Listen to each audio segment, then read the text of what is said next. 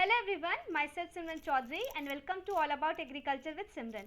आज हम लोग अपने सॉइल साइंस में लेक्चर नंबर 3 करने वाले हैं, जिसमें हम लोग कंपोजिशन ऑफ अर्थ क्रस्ट पढ़ेंगे।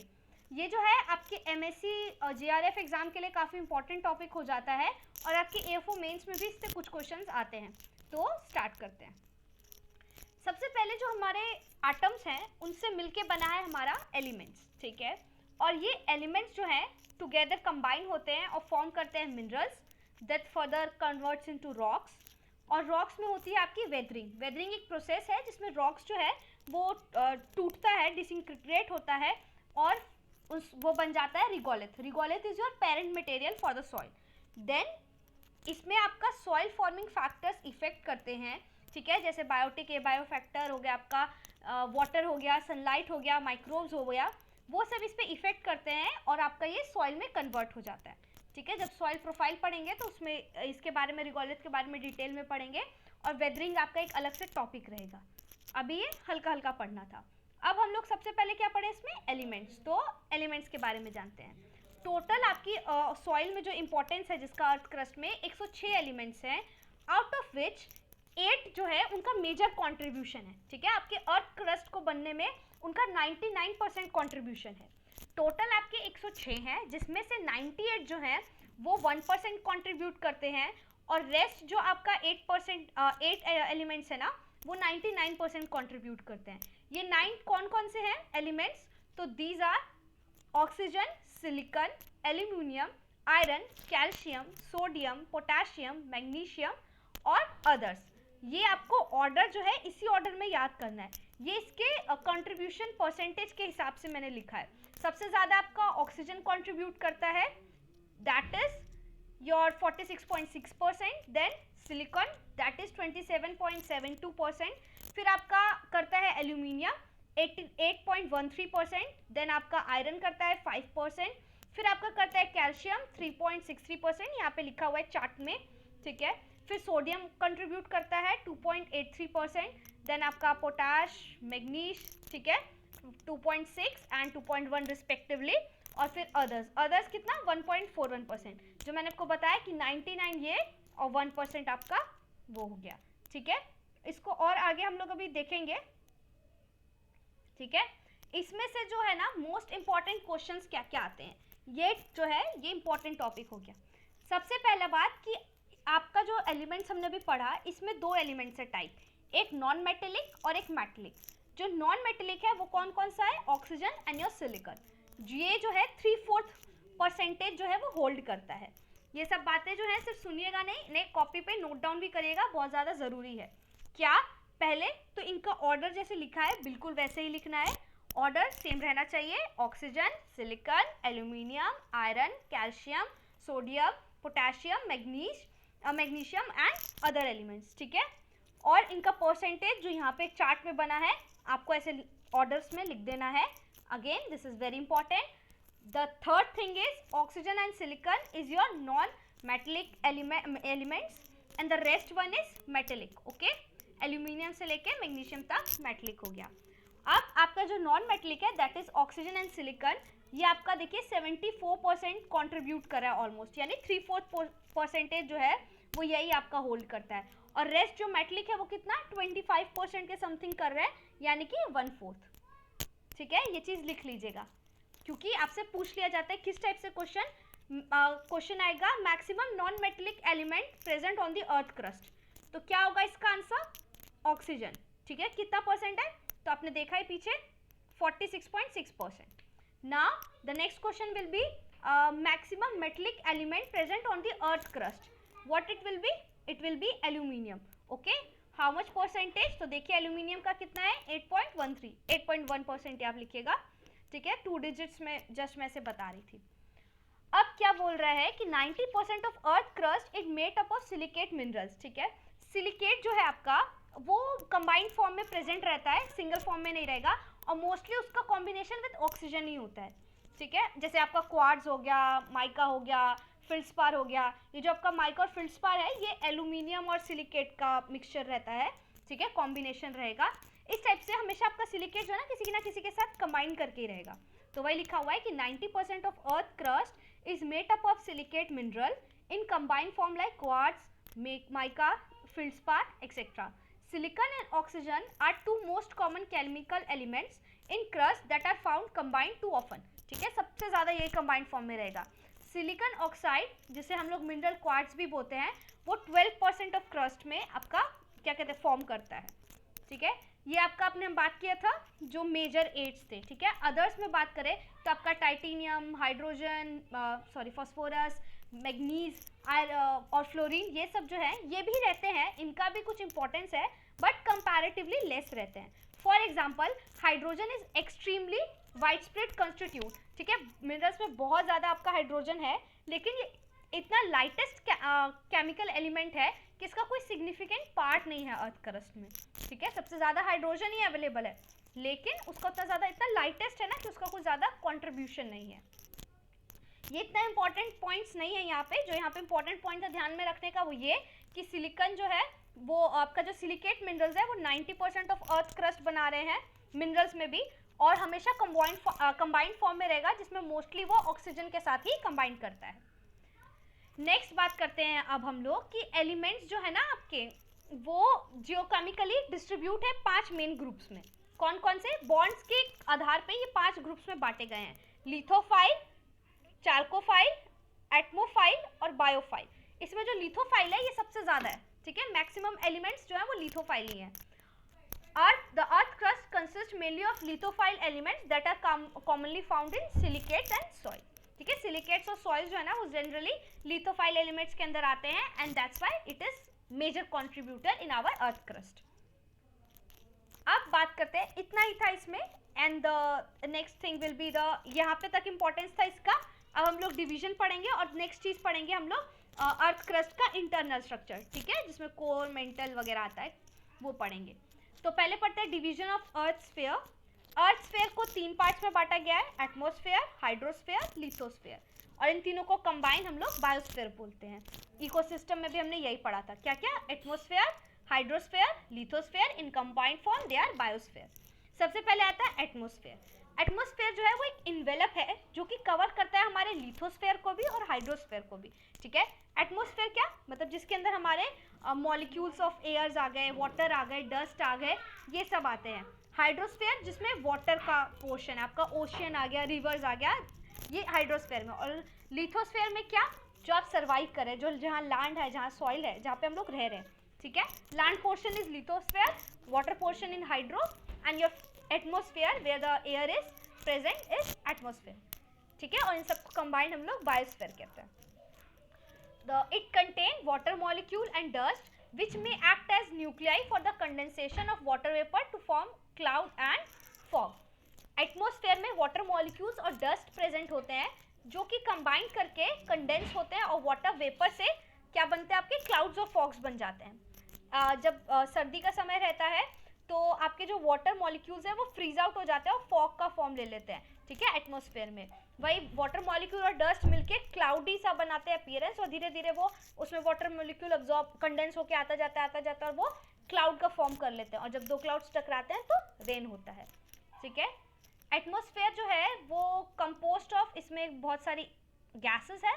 कौन कौन सी वो गैसेस हैं? तो देखिए, nitrogen, oxygen, argon, carbon dioxide, and हम अदर्स में डालते हैं इनको, उतना डिटेल में पढ़ते नहीं है. ठीक है, सबसे ज़्यादा कंट्रीब्यूशन किसका है? नाइट्रोजन का 78%, ऑक्सीजन 21%. ये ध्यान में रखने वाली बात, बाय वॉल्यूम लिखा हुआ है. ठीक है, बाय वेट जो है थोड़ा सा परसेंटेज वेरी करेगा, ये बाय वॉल्यूम है. अगर आपसे बाय वेट पूछा तो अलग आएगा, बाय वॉल्यूम पूछा तो अलग आएगा परसेंटेज, लेकिन सबसे ज़्यादा रहेगा नाइट्रोजन का, देन ऑक्सीजन का, argon, carbon dioxide and other gases. अभी हम यहाँ पे देख लेते हैं परसेंटेज. जैसे कि आपका नाइट्रोजन अगर वॉल्यूम से पूछा है तो इट विल बी 78%, अगर बाय वेट पूछा तो 76%. ये भी इंपॉर्टेंट है, आ जाता है. फिर ऑक्सीजन ऐसे आपका 21% रहता है ऑलमोस्ट, लेकिन by weight 23%. Argon 0.9% by volume and 1.36% by weight. Carbon dioxide 0.033% है by volume and 0.04 by weight. ठीक है, आप मेनली ये जो है नाइट्रोजन और ऑक्सीजन, इसका एकदम ध्यान रखिएगा, क्योंकि बाय वेट बाय वॉल्यूम करके डिफरेंस, चाहे वो आपका MSc JRF में आ जाए या BHU के क्वेश्चन में आ जाए या फिर आपका AFO वगैरह में आए, नाबार्ड में भी आ सकता है, लेकिन आता ज़रूर है किसी ना किसी एग्जाम में। आप जब प्रीवियस ईयर करेंगे तो ऐसा एक क्वेश्चन देख ही लेंगे, ठीक है। और हम क्या बात कर रहे थे कि इसमें सिर्फ यही नहीं, वो जो हमने अदर गैसेस बोल दिया 1%, उसमें इनर्ट गैस जैसे आपका नियॉन, हीलियम, क्रिप्टॉन, आर्गन, ये सॉरी जिनॉन, ये सब रहता है, ठीक है। वाटर वेपर भी प्रेजेंट रहता है, जो कि वही रेनफॉल के टाइम पे हमने बात किया था, रेन बन जाता है। और ये जो है ना अलग अलग अमाउंट में with respect to place and time रहता है। जैसे डेजर्ट्स में ज़्यादा नहीं है, वहीं आपका जो मानसूनी एरियाज हो गए, मतलब जहाँ पे माउंटेन्स रहते हैं, वहाँ पे ज़्यादा रहता है। फिर नेक्स्ट क्या होता है आपका हाइड्रोस्फीयर, वाटर, जिससे कि ऑलमोस्ट 3/4 आपका अर्थ सरफेस कवर है, ठीक है। सबसे ज़्यादा क्या है, वाटर है, जिसमें से ड्रिंकिंग वाटर बहुत ही ज़्यादा कम है। फिर आता है आपका लिथोस्फीयर। लिथोस्फीयर जो है ये सॉलिड सरफेस है, it amount to 93.06% of earth mass. Earth mass की बात की है, अब वहाँ पे आपने 3/4 देखा है ना, वो अर्थ सरफेस है, ठीक है। दोनों में थोड़ा सा डिफरेंस है, ये चीज़ ध्यान रखिएगा। फिर यहाँ तक टॉपिक खत्म, ठीक है। एक्चुअली में मैंने वीडियो में आप देखेंगे तो ज़्यादा बड़ा है क्या, नहीं 11 मिनट का ही हुआ है। सो ये वीडियो जो है आपका, इसमें सबसे पहले हमने कंपोजिशन ऑफ अर्थ क्रस्ट पढ़ लिया, ठीक है। उसके बाद हमने थोड़ा सा देखा एटमॉस्फेयर, लिथोस्फेयर, बायोस्फेयर के बारे में। अब हम पढ़ेंगे इंटरनल स्ट्रक्चर ऑफ अर्थ, ठीक है। इंटरनल, जिसके अंदर आपका क्रस्ट, मेंटल, कोर आता है। सबसे जैसे आपने इसको एज अ बॉल अगर कट आउट किया है, तो सबसे पहले क्या आ रहा है, मतलब नीचे से हम देख रहे हैं, सबसे पहले क्रस्ट है, उसके थोड़ा नीचे गए तो आपका मेंटल है, उससे नीचे इनर कोर, और सॉरी आउटर कोर और इनर कोर, ठीक है। इसका अलग अलग डिफरेंस भी है, हम लोग अभी पढ़ रहे हैं। क्रस्ट जो है वो आपका 5 से 56 किलोमीटर थिक रहता है।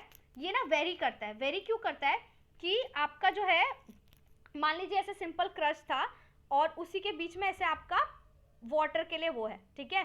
तो अब अगर डिस्टेंस नापिएगा तो यहाँ से तो ज़्यादा होगा, लेकिन इधर वाले पोर्शन से कम रहेगा, है ना। तो इसीलिए ये जो है वेरिंग करता है। रुकिए मैं आपको इसको थोड़ा with the help of some diagram समझाती हूँ, जस्ट 1 सेकेंड।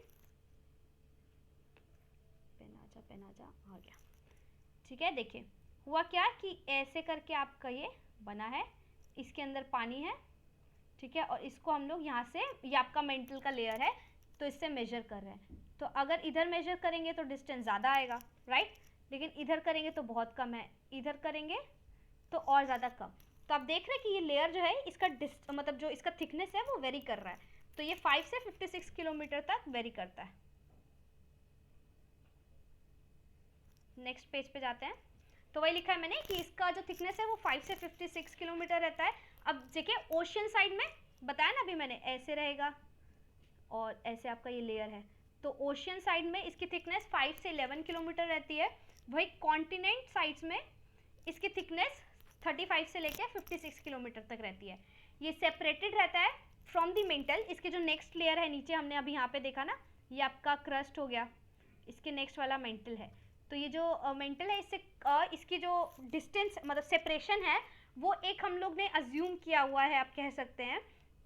वो एक लेयर है जिसको हमने मोहोविरिक या मोहो या एम डिसकंटिन्यूटी बोला हुआ है, ठीक है। नाम ध्यान रखिएगा कि ये क्वेश्चन भी इंपॉर्टेंट है, एक जगह मैंने देखा था प्रीवियस ईयर में आया हुआ है। Separated crust is separated from mental by which, तो इसका आंसर होगा मोहोवोरिक या फिर मोहो या एम डिसकंटिन्यूटी, ठीक है। नेक्स्ट है आपका मेंटल। मेंटल जो है इसकी थिकनेस कितनी है, तो 2900 किलोमीटर, ठीक है, 2900 किलोमीटर इसकी थिकनेस होती है। नेक्स्ट कम्स योर कोर, जिसकी थिकनेस 3500 किलोमीटर है, और ये दोनों का वेरी नहीं करता है डिस्टेंस, ठीक है। जो वेरी थिकनेस थी वो क्रस्ट की थी। ये आप डायग्राम देख सकते हैं। इसमें तो मेरे को एज सच कोई और बात उतनी इंपॉर्टेंट नहीं लगी जो प्रीवियस ईयर में आई हो और हमने इग्नोर कर दी हो, ठीक है। बाकी अब हम लोग जो नेक्स्ट पढ़ेंगे ना, वो इसका प्रोफाइल पढ़ेंगे, ठीक है। सॉइल प्रोफाइल पढ़ेंगे, उसके बाद फिर आगे आगे वेदरिंग, सॉइल फॉर्मेशन, ये सब चीज़ों पे जंप आउट करेंगे। तो एक बार लेक्चर को छोटा सा एकदम समराइज अगर हम लोग करते हैं, मैं वीडियोस को छोटा ही रखती हूँ, बेसिक पॉइंट्स आप इसमें देख ही रहे हैं। और ना लेक्चर का जैसे एक इसमें हमने 3 पोर्शंस कवर किए ना, तो तीनों पोर्शन के लिए आप क्या करिएगा, एक पोर्शन देखा, स्टॉप किया, उसके नोट्स बनाए, जो जो बात मैंने बोली, इसमें बहुत बातें जो है वो लिखी नहीं है लेकिन मैंने बोली है, उस चीज़ों को ध्यान रखिएगा, ठीक है, आप उसे ज़रूर नोट डाउन करिएगा। ये एकदम शॉर्ट समराइज, आप जितनी भी वीडियोस देखेंगे मिलेगा उसमें यही कंटेंट, ठीक है, वो बस टीचर कंपेयर करना एक वो होता है टाइम पास, ठीक है, आप किसी एक को पकड़िए, उसका देखिए, बात खत्म। लेकिन तैयारी करते रहिए, अगर जिससे भी क्वेश्चंस आपके लग जाए उसके लेक्चर्स आप देखा करिए, ठीक है। और हम लोग भी प्रीवियस ईयर क्वेश्चन करेंगे, ऐसी बात नहीं है, एक बार ये कंटेंट खत्म हो जाएगा ना तो फिर हम लोग करते जाएंगे, ठीक है। मुझे भी थोड़ा टाइम लग रहा है क्योंकि मेरा इंटर्नशिप वगैरह भी चल रहा है, तो उसमें मैं बिजी हो जाती हूँ। तो आगे हम लोग देख लेते हैं इसमें हमने क्या क्या इंपॉर्टेंट बात की थी। सबसे पहले क्रस्ट के कंपोजिशन में हमने बात किया था कि एलिमेंट्स 106 है, जिसमें से जो है आपका 98 है वो 1% कंट्रीब्यूट कर रहा है, और रेस्ट जो आपका 8 है वो 99% कंट्रीब्यूट कर रहा है। वो 8 कौन कौन से थे, तो वो था oxygen, silicon, aluminium, iron, calcium, sodium, potassium, manganese और अदर्स, ठीक है। अदर्स में वही 1% आपका हो गया। इनका परसेंटेज क्या क्या था, ऑक्सीजन का कितना था 46.6%, सिलिकॉन का 27.7%, फिर आपने क्या पढ़ा था एल्यूमिनियम 8.13%, फिर एल्यूमिनियम के बाद आयरन, आयरन 5%, फिर आपका क्या calcium, calcium 3.6, magnesium sodium 2.8, potassium 2.6, magnesium 2.1 and others 1.14, ठीक है। साथ साथ ऐसे बोलिए, इससे क्या होगा आपको याद होगा और बहुत इंपॉर्टेंट है, आपके साथ मैं भी याद कर रही हूँ, ठीक है। फिर अर्थ क्रस्ट का जो 90% है, हमने जो मिनरल्स पढ़े उसमें से आपका मेनली सिलिकेट मिनरल से बना होता है। सिलिकेट जो है वो कंबाइंड फॉर्म में ही रहेगा और मोस्टली वो किससे कंबाइन करता है, ऑक्सीजन से। फॉर एग्जांपल आपका क्वार्ट्ज हो गया, वही इसका एल्यूमिनियम हाँ ये क्वेश्चन भी आया हुआ है कि which of the following is aluminium silicate, तो इसका आंसर मीका या फिर फील्ड्सपार है। ये दोनों जो है एल्यूमिनियम और सिलिकेट का कॉम्बाइंड फॉर्म है, ठीक है। फिर हमने पढ़ा था कि अदर्स जो होते हैं वो उतना ज़्यादा क्या कहते हैं क्वांटिटी में तो नहीं है बट इम्पॉर्टेंट है। फिर आगे हमने पढ़ा था कि 5 पार्ट्स में है, लिथोफाइल, चैल्कोफाइल, एटमोफाइल, बायोफाइल, ठीक है। और इसमें जो एक बात ध्यान रखने वाली थी, एक मैं मिस कर चुकी हूँ, वो इसमें लिखना, वो है SIDEROPHILE, साइड्रोफाइल, ठीक है। ये पांचों का नाम नहीं ध्यान में रखना है, बस ये बात याद रखना है कि इसमें 5 होते हैं, पूछा नहीं जाता है इसका, बस 5 होते हैं, यह ध्यान रखना है, ठीक है। 5वां इसमें साइड्रोफाइल है। और अर्थ क्रस्ट में मेनली कौन से उसमें एलिमेंट्स में आता है, तो ये लिथोफाइल एलिमेंट्स के अंदर आपका मेनली सिलिकेट सॉइल्स जो है क्रस्ट के आते हैं, सबसे ज़्यादा मैक्सिमम क्वांटिटी में यही है। फिर हमने पढ़ा था division of earth sphere, atmosphere, hydrosphere and lithosphere, तीनों मिलके बायोस्फेयर।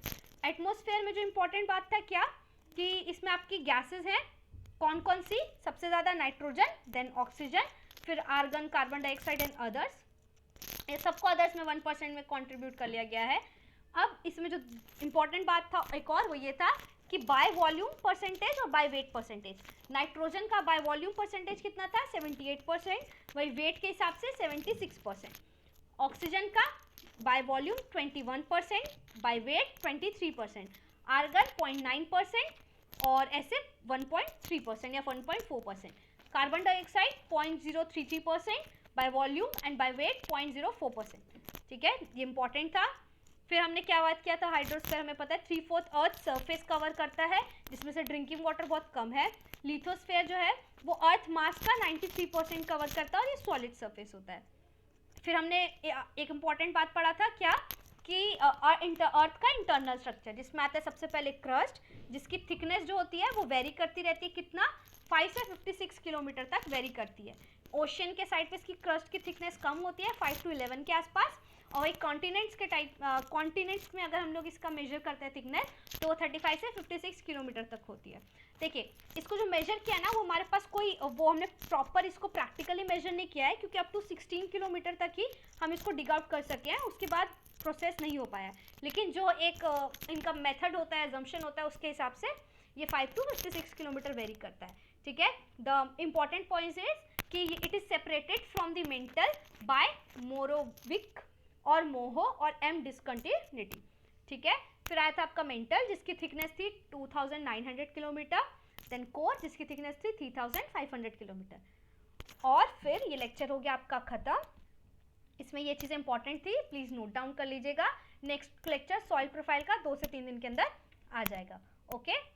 और कोई भी डाउट हो तो आप अपना कमेंट बॉक्स पे पूछिएगा, मैं बिल्कुल रिप्लाई करती हूँ। कुछ ही 2-4 हैं जो मैं रिप्लाई नहीं कर पाती, बाकी मोस्टली कि मैं रिप्लाई कर देती हूँ, ठीक है। बाकी thanks for watching and keep studying.